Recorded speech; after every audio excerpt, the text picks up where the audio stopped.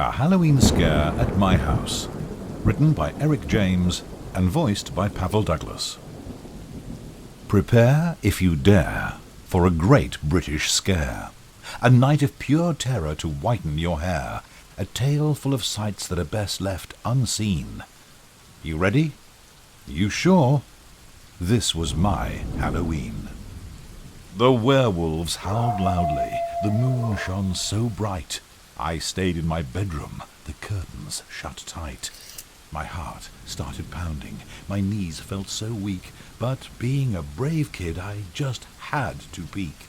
I pulled back the curtains, my mouth opened wide. An army of monsters had gathered outside.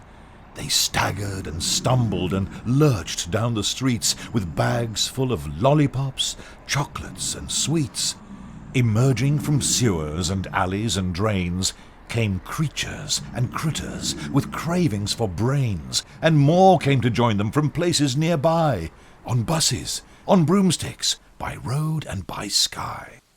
The news of this gathering spread all around, attracting more beasties from neighbouring towns. They all got together for one spooky night to seek out the living and give them a fright. The thunder clapped loudly with terrible booms. The witches dodged lightning and clung to their brooms. The two-headed doggies tried chasing their tails, and banshees let loose with their hideous wails. The vampires hung out on the street in their gangs and grinned just to show off their pearly white fangs. The mummies moaned loudly and swayed side to side while Frankenstein stomped about town with his bride. A wizard who sported a kiss-me-quick shirt went up to Medusa and started to flirt. She asked him politely to leave her alone.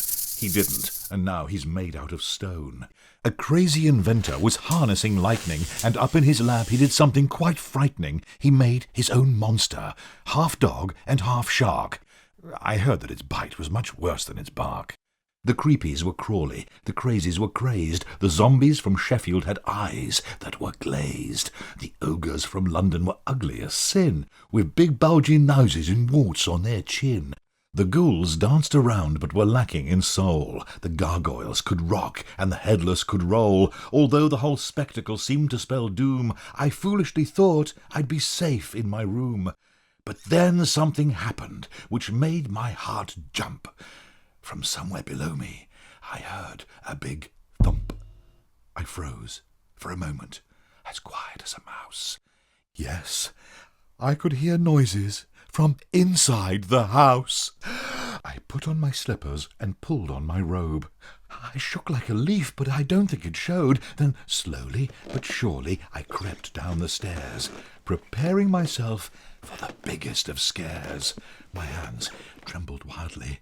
I opened the door. I still shudder now at the horrors I saw. The stereo spat out some hideous sounds as dozens of monsters jumped madly around. The sight was horrific. It made my skin crawl.